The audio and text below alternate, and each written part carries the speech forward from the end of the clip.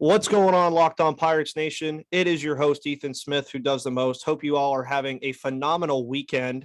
As you know, it's been a crazy week. Get baseball back, everything's going on. But we are joined today by the notorious Jason Mackey. Jason, how are you today? As you were live on site in Bradenton already. I am. I'm doing well. Take issue with that notorious label, but yes, I am Jason Mackey, and thank you for having me. It's good to be on here, man. I'm excited.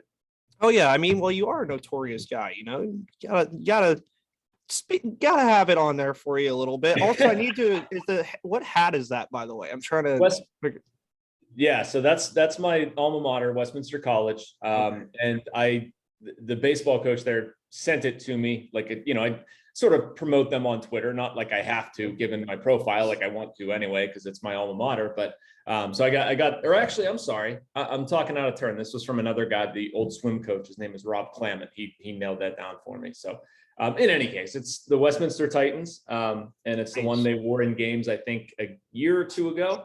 And I wear it all the time when people ask that question. So it's kind of why I wear it. There you go. Yeah. Awesome. Well, we are here, of course, to talk about the Pittsburgh Pirates. Obviously, lots of kind of quiet stuff going on right now. A lot of people, I think, expected the free agency frenzy to just kick off and just things were just going to run rampant. So far, the Pirates have yet to do really anything besides posting a picture that Oneil Cruz will be wearing number 15 as based off of the jersey that we saw in the clubhouse. But what improvements do you think the Pirates need to make here, maybe in these next couple of weeks heading into the season, if any, and how can they do so? Yeah, I mean, they certainly need to add to their team. I mean, if we sit here and take a, wide angle view of what they have, they clearly don't have enough talent, but okay, I tend to take that and try to deal in realism. What can they actually do?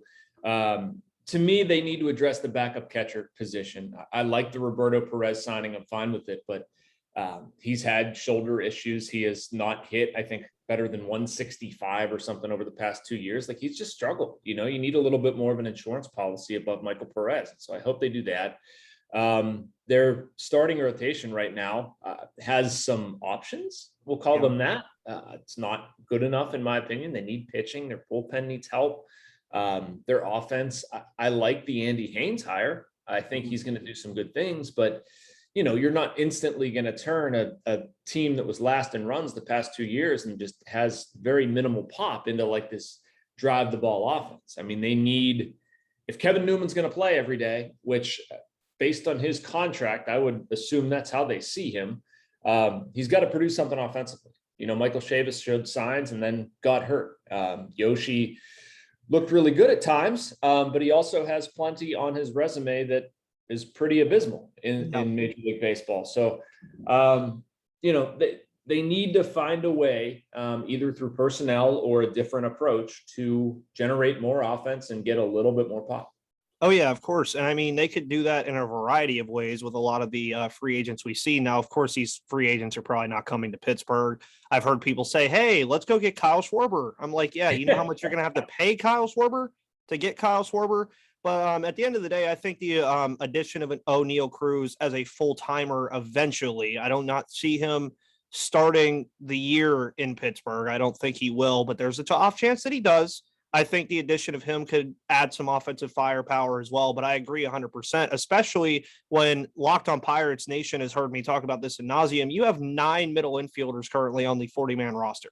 So if you're, again, saying that you're going to start Kevin Newman every day based off of the contract that he has, that means you have 7 other guys or 8 other guys vying for one spot in that spot at second base. And I mean, there's a lot that could go on over these next couple of weeks as well, but that's why I wanted spring training so bad, because you just have so many names, so many guys that are going to have opportunities to show off. But is the roster going to look all that different on opening day than the way it ended in 2021? Yeah, I mean, I think yes and no. And I think people should hope that it looks different. I think people should also hope that it looks the same. To trace back to your Oneil Cruz point, and I agree with you. I think there's a possibility he could be up here. I think he's going to tell the Pirates what he's ready to do. If he comes in and looks like he did at the end of last year, and his defense is even close to passable, play him. I mean, but it's also easy to forget that Oneil Cruz in spring training last year was terrible. And through no fault of his own, he just, pressed and had a bad spring. And if he does that again, no mark against him. It's just like, why would you hand that guy a starting spot? Like, go to AAA, crush the ball, and then we'll bring you up. But, I think O'Neal Cruz is going to tell the Pirates what he's ready for. And you know what, to your other point, Ethan, like I hope, I'm sure a lot of people hope that they have a lot of problems to solve with that other spot. Yeah. I mean, if Michael Chavis produces, if Tucupita Marcano produces, if Cole Tucker figures it out, if Kevin Newman is the player he was in 2019, great. Find a place to play him. The DH will help. We know from watching the Pirates, baseball fans know, period, like guys are going to get hurt. You're going to have, you can't sit here and look like we have too many guys for not enough spots, especially when you're the Pirates, because they're nowhere even close to that. Let's be honest. And, you hope you have too much, and then you're going to realize you probably have too few. But, I'm just looking for, like Cole Tucker, for instance. I brought him up. Like, he has to figure it out this year. Like, you can't, whether it's in right field, second base, shortstop, the moon, I don't care. He has to give you something, or like, this is it. And they have other options there, but whoever hits will play. Yeah. And that's what I've kind of been a driving point of, is a lot of people like to bring up the fact that the defense of this team was like number one in baseball last year, fielding percentage wise. Of course, the Will Craig play kind of overshadowed that a little bit. But at the end of the day, now I think the focus has a shift of what you just mentioned. If you were hitting the baseball, even say 250 as an average for a guy, right? Like if you're hitting the like 250, 260 range, I would be expecting that guy to be starting every day. Because right now I'd say on this roster, based off of what we have seen from these guys, you have two guys that are going to hit over 280, I think. And that's Brian Reynolds. And then on the off chance that he does get hot, Key Brian Hayes. But Brian Reynolds is the one solidified guy. He's probably not hitting any worse than 280, maybe in the higher 270s. But at the end of the day, even looking at the outfield, I just mentioned the middle infield and everything. Even looking at the outfield, you're going to have guys like Travis Swaggerty, who I had on a couple weeks ago and is fully getting healthy. Kanan Smith-Njigba, Jack Sawinski, Cal Mitchell now, even because the Rule 5 draft is not happening. And then one guy that gets lost in the fold a lot too that they acquired, Greg Allen. And then you have Ben Gamble and Brian Reynolds. There's a lot of different stuff going on there too. So how important do you think over the next couple of weeks that the position battles are going to be? Yeah, I mean, that right field battle, and I say right field, maybe put it in air quotes, because I think if the right guy wins it, like, maybe he ends up playing left or something. I think Anthony Alford probably profiles as a better left fielder. But either way, like, I like Greg Allen. I think Greg Allen could be something. He's the only player on this roster with a 21 steal season. I know that much. A couple of years ago, when he got regular playing time, he was pretty good. Last year in AAA with the Yankees, he was pretty good. He came up and showed that, and then basically ran out of opportunity. So will it continue? I don't know. And that's why, to your point, like it's going to be very important spring training, these battles and prolonged playing time and getting some semblance of a ramp up. Now, do I think that like Kanan Smith-Njigba, Travis Swaggerty, Jack Sawinski, those guys, are they going to earn a job out of camp? Probably not, I think, but they're going to put themselves on the radar for like when something happens. If Ben Gamble runs into the wall and winds up, injured, which is unfortunately possible because of the way he plays the game. Yes. You need depth there, and they found that out last year. I really like Gamble. I mean, I see no reason that you're not going to run Gamble out there every single time that you possibly can. Like on this team, he's a starting outfielder. On a good team, he's a fourth. But he's a very good fourth. There's nothing wrong with that if Ben Gamble is sort of rotating.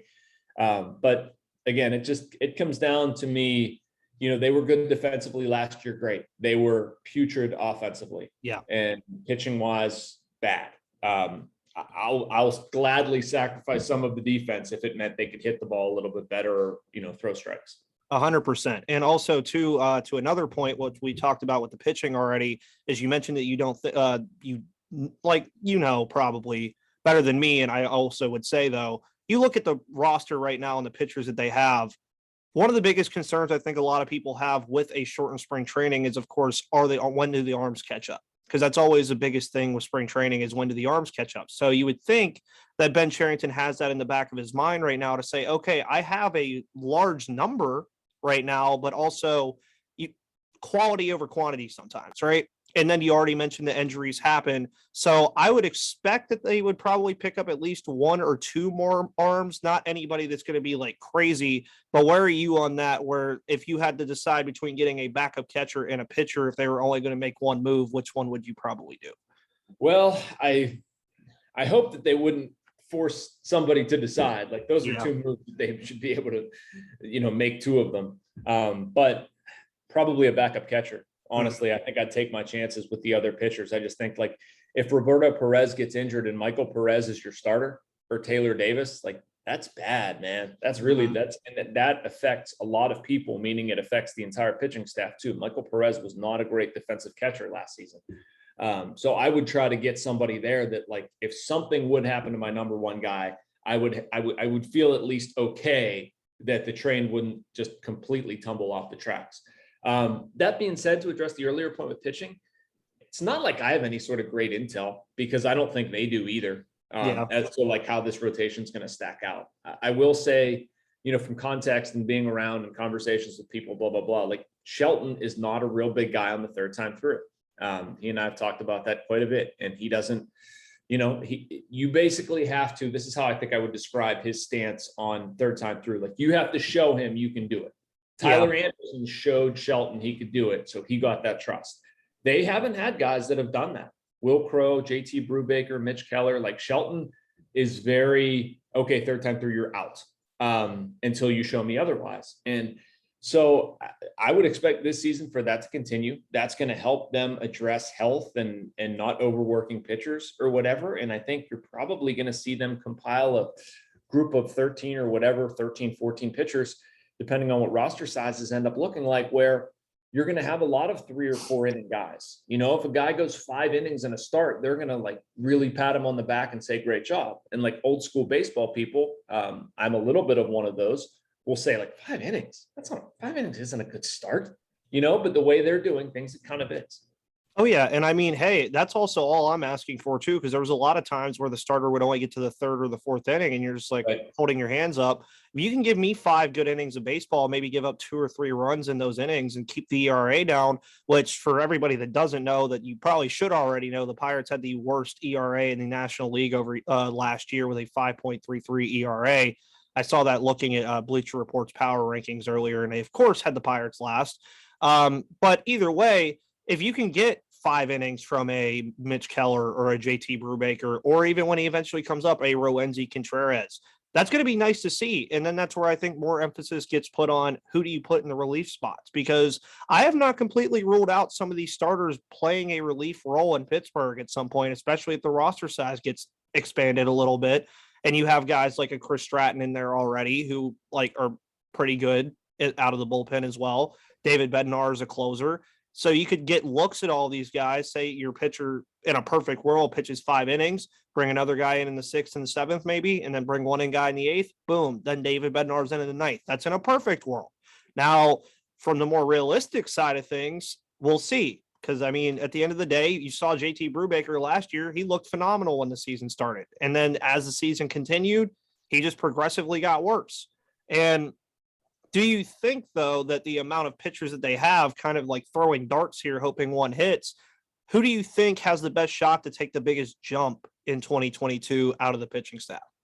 Yeah. So, and just to clean up one previous thing too, before I get to that, because I think there are a couple of good candidates there, but I agree with you. I mean, I think that's what they're going to try to do here. Like pick a guy and he does one thing well, but if that gets overexposed, then he's going to get hit around. So if like you can juice 3 innings out of this guy, cool. Juice 2 out of him, juice 2 out of him, and all of a sudden you're in the 8th inning. You've covered 7. I think that's kind of how they're going to cobble things together. But to your question, and which is a good one, like who among this pitching staff could maybe jump out or does some things. Zach Thompson is really interesting to me. And I'm going to leave Rowanzi alone because I think that's too much too soon to put on his plate. Like realistically, who I could see competing, first time through the rotation and looking really good is Zach Thompson, the big dude that they got in the Jacob Stallings trade. I also like Connor Scott and Kyle Nicholas, the 2 prospects that came over in that too. But Thompson to me is a very intriguing guy. Big mix, great body. I think he might be able to do some things if put in the right spots, and had a little bit of familiarity pitching out of the bullpen. It's not going to be completely foreign to him if you start a game with, I don't know, Keller, and then bring Thompson in the fourth or fifth and try to sort of moneyball your way to a win. I was intrigued by some of what Bryce Wilson did last year. Miguel Yajure, I thought, took some steps. I'm not sure he was pitching completely healthy at the end of the year, but he's somebody who's certainly intriguing to me. You know, they have a couple guys, honestly, Ethan, like, you know, Oviedo, Max Crane. You know, do I expect those guys to go out and throw 6 or 7? Absolutely not. But can they, you know, give their team a chance to win for 3-4 innings, and then you get a collection of those guys and have them maybe pitch more regularly than you otherwise would? Yeah, I think they can make that happen. Oh yeah. And what are you most excited to see from spring training over the next couple of weeks until we get to opening day? Other than just baseball, period, as opposed to like having to follow tweets from Nightingale and Passan and Heyman and all the, you know, the talks are encouraging and all that other crap. Nothing against that. It's just like pales in comparison to. Yeah, it was getting old. It was getting old, right? Oh, There's no deal today. There was never going to be a deal today. It was getting old. Right. Yeah. And then like, oh, wait, here's another middle of the night. You know, this person's talking to this person. Oh, we're getting close. This could happen. We're ironing this out. And like, for the second one, man, I'm just like, I'm going to bed. I'll check my phone in the morning. If they have baseball, they have baseball. I think a lot of people probably felt that. But, you know, most excited for spring training. I'll run off a couple things because I don't know if there's any one thing. Like, something we didn't talk about is Brian Hayes. He was so good in September 2020. And obviously his defense is going to be there. I don't think he is at all what he showed last year at the plate. I think there is so much more there. And I think it's going to be fascinating to see it come out. Like, it's easy to forget that a year ago, Brian Hayes was inarguably their most exciting player. Now, obviously what Brian Reynolds did last year, it's going to change the calculus. But like, you know, if Hayes can become what he was before last year in that anticipation, bring Reynolds along, they get something from Perez. We've seen Yoshi produce, fill in a couple other spots. Like, I don't think the offense is going to be terrible. They certainly have holes, and it's certainly not playoff level, but like, that's where I think the Pirates are probably more encouraging. And then things like Mitch Keller. It's still, you know, I almost feel bad for the kid because like every one of his starts is so like hyper analyzed by all of us, but you have to, because of his pedigree, because of his prospect status, and he was supposed to be this and he was supposed to be that, and the history behind the Pirates screwing up players of his ilk. Like, you know, you watch for every little thing. So I'll be curious to see how he handles himself as well. I could probably go on for 40 minutes on that answer, but I'm just excited to see some ball, man. Oh yeah, same. And that's like really where I'm at too, is it's just the like whatever, like the first day, whenever they throw that first pitch, I'm going to be like, thank God. Because it was 99 days of just like speculation. And now you can still speculate. There's things to still speculate on, but at least you're going to get to like some formalities, and you're going to have new questions to ask, new answers to answer. And that's what we are all here for. Of course, Jason, tell everybody what you're going to be doing over the next couple of weeks in Bradenton, who you might be talking to, all the fun stuff that you do over, I believe, at the Pittsburgh Post-Gazette. You want work-wise, or you want like restaurant recommendations? Because I can do both. No. I mean, hey, do both if you want. I mean, I might be down in Bradenton next week. We'll see. Really? Okay. There's a place by are you staying downtown? I have no idea yet. Okay. I have to see if it's a definite thing. I'm not sure yet. Oak and Stone is a really good pizza place with like all you can drink, not all you can drink, but a beer wall. You've seen these things before. They don't have them much back in Pittsburgh, but they do in like other cities. It's awesome. Pier 22 is a real good seafood place downtown. Anyway, I'll leave that for another day, but I don't know. I mean, I covered a lot of it. Like, I want to catch up with Roberto Perez. He is not, he's not talked to the media. I want to hear what he has to say. I want to hear where Mitch Keller's head is at. I want to watch Brian Hayes swing and see if his swing looks any different. I think there was some video circulating on social media that, you know, to me looked a little bit different. I don't know if that was intentional. It's hard to tell from just something on Twitter. Blake Cederland fascinates me. I know that's kind of like a hard right turn, but there's this dude who was throwing 100 and was his lights out pitcher. He's going to be back, and he's going to be back as a starter. What do they get out of Jose Quintana? He's another. Again, I could just throw out a bunch of random crap, but bottom line, like, you know, Neil Cruz, is he what he was in spring training last year, or what he was during the regular season? Like, I mean, honestly, you've seen the dude swing in person. If you told me I had to pay money to watch one player on the Pirates roster play baseball, it would be O'Neal Cruz. Oh yeah, It's 100%. such a freak. It's so fun. You know, I want to see how Henry Davis interacts with teammates. I want to see if any like dark horse minor league guy can really make a statement. You know, Liover Peguero, like the dude never shuts up. He's getting closer. He's hilarious. And like, does he let himself sort of be more of a person around these guys? All of it's going to be fun.